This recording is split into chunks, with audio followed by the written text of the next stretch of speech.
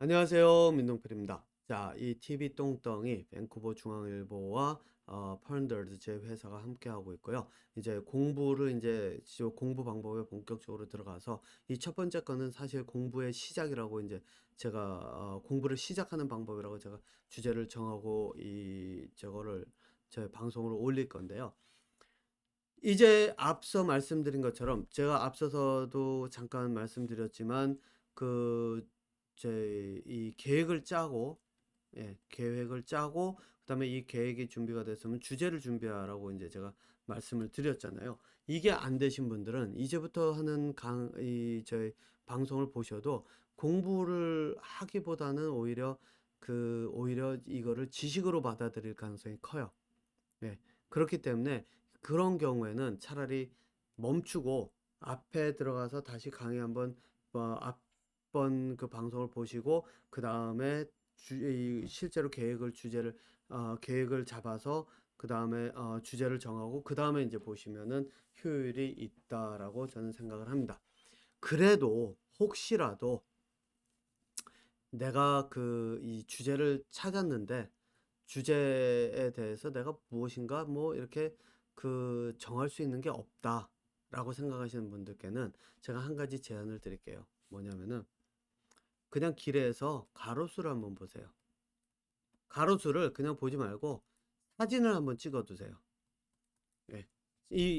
저기 지금 방송을 끝까지 다 보지 마시고 딱 멈춘 상태에서 밖에 나가가지고요. 아니면 집 밖에서 이렇게 보일 때 그 나무 같은 거를 보이면은 나무 가로수든 뭐든 나무가 보이면은 나무에 사진을 찍어 보세요. 그리고 나서 시작을 하는 거예요. 예. 그거는 이제 제가 이유는 이제 바로 요걸 공부 방법을 이야기하면서 하도록 할게요. 자, 그러면은 제가 일단 여기다 나무는 써놓고 시작을 할게요. 예. 자, 그러면 이제 예를 들어서 나무가 내 주제다 라고 했을 때 제일 처음에 접근하는 방법은 이겁니다. 공부를 왜 제가 앞서서 이야기할 때 그랬죠. 공부를 할 때 처음에는 일단은 방법을 몰라서 시작하는 방법을 몰라서 못하는 경우가 있고 무조건 외우기만 하고 자꾸 읽고 또 읽고 또 읽고 이런 경우가 있고 그런 경우에는 사실상 읽고 또 읽고 해봐야 소용이 없는 게 이해가 가지 않으면 안 되거든요. 근데 사람들은 이제 뭐라고 얘기하냐면 자꾸 읽다 보면 어느 순간 아 이게 이런 뜻이구나라고 알 수 있을 거다라고 생각을 하는데 그렇지 않습니다. 해석이 오류가 있을 수도 있어요. 예. 해석 자체가 내가 생각한 해석이 내가 이해한 것이 만약에 오류가 생겼다라고 하면 그러면은 문제는 뭐냐면은 그걸 가지고 내가 매달려 있으면은 내가 가지고 있는 개념 자체가 완전히 틀린 개념을 가지고 있는 거나 마찬가지예요. 그러면은 내가 앞서 나가는 공부에 방해가 됩니다. 네. 그래서 자꾸 읽고 또 읽고 이래가지고 내가 그 어떤 이 개념을 확립한다? 이런 생각 버리셔야 돼요. 예. 그리고 누군가가 제가 이거는 뭐 예전에 이 일이 있었는데 제가 절에 이제 아이가 이제 자폐라서 처음에 절에 가서 사람들하고 어울리면 아이가 이제 사회성을 좀 키울까 싶어서 절에 갔다 그랬잖아요. 그래서 이 서강사라고 하는 절을 다니면서 거기에서 이제 거기서 사람들하고 교류도 많이 하면서 이렇게 있었는데 한 번은 제가 물어봤어요. 아는 친구한테 금강경이라고 하는 이게 있는데 내가 이게 도대체 무슨 내용인지를 알려면은 어떤 데서 찾을 수 있을까라고 했더니 그 친구가 자기도 잘 모르겠는데 라고 하더니 며칠 있다가 자기가 이제 물어봤대요. 누구한테 물어봤냐면은 거기 왜 절에 보면은 이 큰 스님이라고 스스로를 불러가면서 하는 승려들이 있잖아요.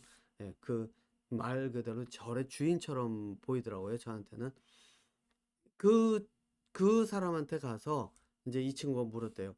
이 금강경 어떻게 공부하면 됩니까? 라고 했더니 승려분이 뭐라고 얘기하냐면 읽고 또 읽고 자꾸 읽다 보면 어느 순간 아 이게 그런 뜻이구나 하고 깨칠 거야 라고 이야기를 했대요.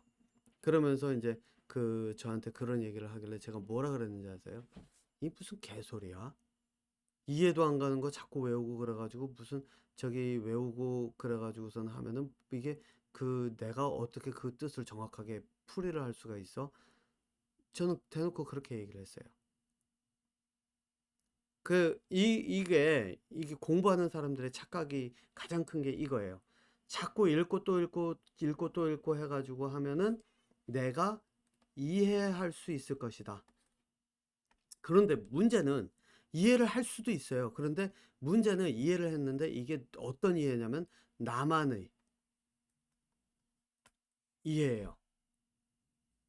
그렇게 될 수가 있죠. 그래서 내가 이해한 걸 가지고 사람들한테 내가 이거 저희 내가 딱 깨달았는데 이 내용은 이러이러이러한 내용이야 라고 딱 했는데 사람들이 무슨 헛소리 하냐? 나는 그 내용이 그 내용 아닌 것 같은데 이렇게 돼버리면 어떤 일이 벌어지냐? 나는 나만의 세계에 고립이 되기 시작해요. 왜? 내가 이해한 게 틀렸다라고 지적을 받았죠. 자존감이 딱 깎이는 거예요. 그 다음에 두 번째는 또 뭐가 있느냐? 내가 틀렸구나라고 하는 그 순간에 위축이 돼요. 그리고 다른 사람이 얘기를 했을 때 그 사람 얘기가 그 사람 말이 맞는 것 같아. 그러면 그 사람이 대단해 보여요.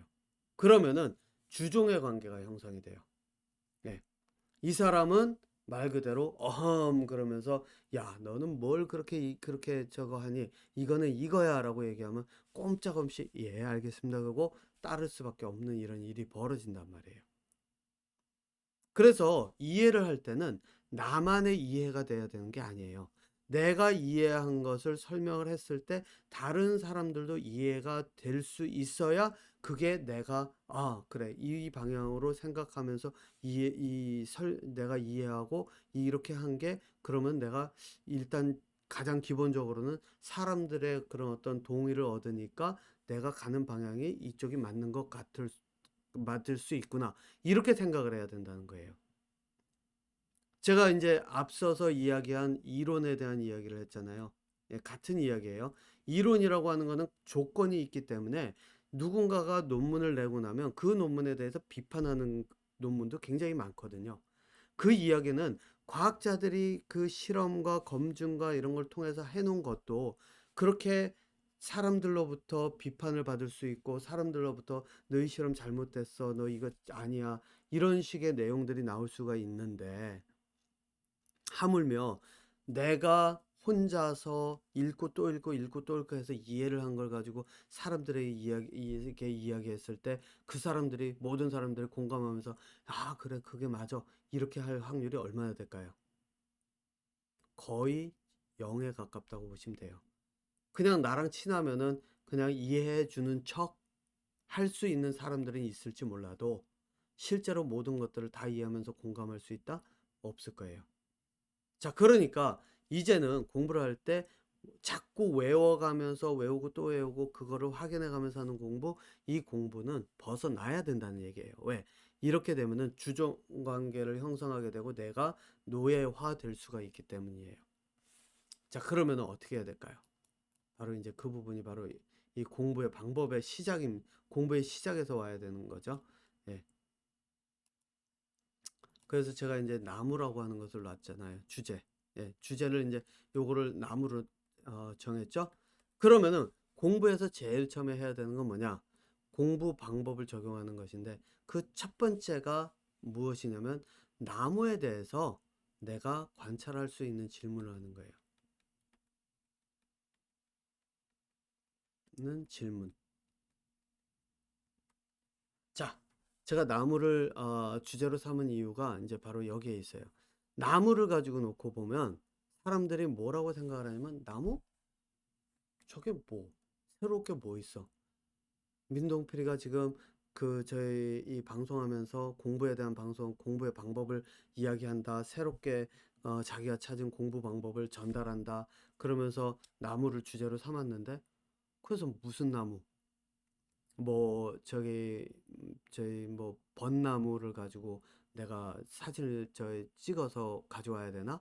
소나무를 가지고 사진을 찍어서 가져와야 되나? 아니 민농필이가 얘기한 건 그냥 거리에 있는 가로수나 뭐 아무 나무나 찍으라는데 이거 가지고 뭘 해? 이런 생각이 드실 거예요. 의심이죠. 예, 의심. 의심은 할수록 두뇌가 발달할 가능성은 너무 들어요. 그런데 문제는 뭐가 있냐면 이 비판적인 사고가 가진 한계가 여기에 있어요. 내가 비판을 하고자 하면은 상대방의 논리가 틀렸다는 걸 찾아야 돼요. 그러려고 하면은 내 논리가 맞다는 게 반대로 또 있어야 돼요. 그러다 보니까 어떻게 되냐면 상대방은 틀렸다, 나는 맞다. 맞다, 틀리다에 딱 고정이 돼요. 맞다, 틀리다. 이뿐만 아니라 이건 이거다, 저건 저거다. 이런 거에 딱 고정이 돼요. 사고가. 그렇게 되면 비판은 할 수 있을지 몰라도 실제로 공부에 장애가 와요. 네. 왜냐면 사고가 갇혀 있는데 그 안에서만 볼 수 있는데 실제로 공부를 하려고 그러면 내가 하나의 주제를 가지고 여러 방면에서 볼 수 있어야 되는데 그게 안 된단 말이에요. 그리고 맞다 틀리다 이렇게 되면은 나무라고 하는 주제가 딱 주어지면서 예를 들어서 오늘 이거 가지고 하겠습니다. 그러면 야, 쟤는 나무 가지고 뭘 떠들겠다는 얘기야. 뭐 나무의 광합성 이런 그 복잡하고 내가 관심도 없는 그런 거를 가지고 내가 저희 지금 수업을 하려고 그러는 건가? 도대체 나무 가지고서 뭘 하려고 그러지? 나무는 나무지. 뭐 이걸 가지고 진짜 뭐 할 수 있는 게 뭐가 있냐? 이렇게 얘기를 하시는 분들이 분명히 있을 겁니다. 그리고 여기서 이제 또 한 가지 얘기해 볼까요? 여러분들께서 많이 들으시는 이야기 중에 바로 이러한 그 공부의 방향으로 갈 수 있는 것에 장애가 되는 게 또 하나가 있습니다. 어떤 내용이냐? 제가 예전에 들었던 어떤 승려가 했던 말이라고 들었는데, 예, 승려인지 누가 얘기했는지 모르겠는데 기억은 잘 안 나요. 산은 산이요, 물은 물이다. 이렇게 얘기를 하니까 사람들이 진짜 와, 이 사람은 진짜 대단한 사람이다. 저런 단순한 것을 저런 단순한 것이 바로 진리인데 사람들은 그런 단순한 진리를 보질 못하고 자꾸 엉뚱한 데로 눈을 돌리는데 그런 것을 깨우쳐 주는 사람이다. 대단한 스승이다. 이렇게 이야기들을 하더라고요. 그런데 여러분들 아마 그 생각을 해보시지 못하셨을 거예요. 산은 산이요, 물은 물이다.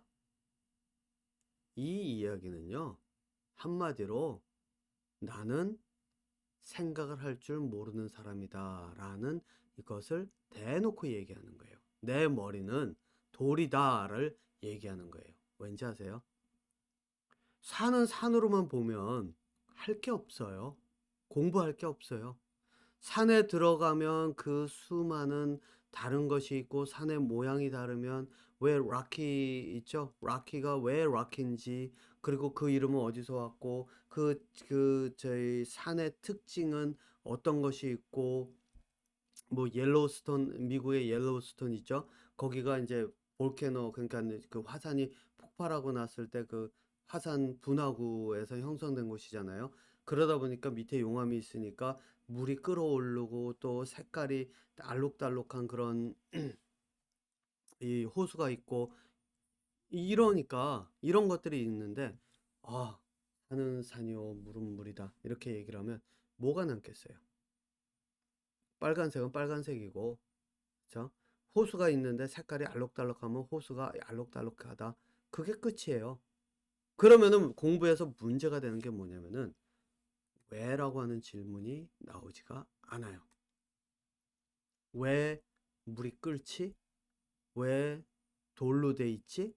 돌로 돼 있는 산이 어떻게 나무나 이런 울창한 산림들이 형성이 될 수 있지? 이런 질문이 생기질 않아요. 이런 질문이 생기지 않으면 어떤 일이 벌어질까요?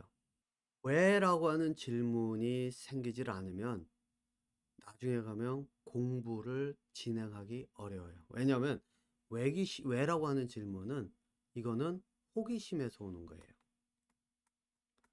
호기심이 있으면 내가 궁금한 것이 생기기 때문에 답을 찾고자 스스로 공부해요. 그래서 궁극적으로 갈 때 이제 문제는 그거죠. 왜라고 하는 질문을 통해서 답을 찾으려고 하면 굉장히 어려워요. 하지만 공부라고 하는 것은 왜라고 하는 질문에 답을 찾을 수 있도록 내가 훈련을 방법을 찾아가는 과정이거든요. 그래야지 알려지지 않은 미지의 세계를 내가 탐구하고 내가 이 미래를 예측하고 왜 이런 현상이 벌어지는지 또 왜 어떤 식으로 해야지 이런 상황을 정리를 하면서 내가 필요로 하는 것을 얻을 수 있는지 이런 것들을 찾아 나갈 수 있어야 되는데 그러려고 하면 왜나 이런 어떻게라고 하는 호기심에서 오는 질문. 그래서 아인슈타인서부터 모든 천재들이 항상 하는 말이 그거죠. 호기심을 가지고 질문을 해야 된다. 이 이야기. 계속 나오는 이유가 그거예요. 공부에서는 이게 핵심이에요. 물론 거기까지 갈 때까지는 이제 여러 단계의 사고 과정을 거쳐야 되지만, 예. 이렇단 말이에요. 그런데 산은 산이요, 물은 물이다라고 이야기하는 거는 산은 산이니까 받아들이고 물은 물이니까 받아들여라. 이걸로 끝이에요. 나무는 나무니까 거기서 뭐가 더 할 게 있느냐. 공부에 굉장히 큰 장애가 옵니다. 이렇게 되면 이런 것들로 부모님들이 자녀에게 접근하고 또 학교에서 선생님들이 학생들을 가르치잖아요. 아이들 머리는 그냥 말 그대로 생각이 되질 않아서 콱콱 갇힌다고 보시면 돼요. 제가 비유를 할 때 어떤 비유를 하냐면 이거는 그러니까 두뇌 발달을 100m 달리기라고 얘기를 하고 뭐 달리기의 출발이라고 얘기를 하면 달리기를 준비를 시켜놓고 발목에다 족쇄 채워가지고 커다란 쇳덩어리 달아놓고 채찍을 옆에 들고 자 움직여 달려 이거예요. 네. 그래서 이게 지식을 가르치는 이런 말들 이런 거는 이제부터 여러분들께서 공부를 하시겠다라고 하면 쓰레기라고 생각을 하시면 됩니다. 네. 자, 그러면은 이제 준비가 요거까지 생각을 하시고 이런 것들 이야기들이 나오는 것들은 이제 접어두시고 그런 이제부터 진짜 접근하는 방법을 한번 생각을 해보셔야 된다는 것입니다. 그게 뭐냐? 바로 관찰하는 질문. 다음 3부에서 계속하도록 할게요.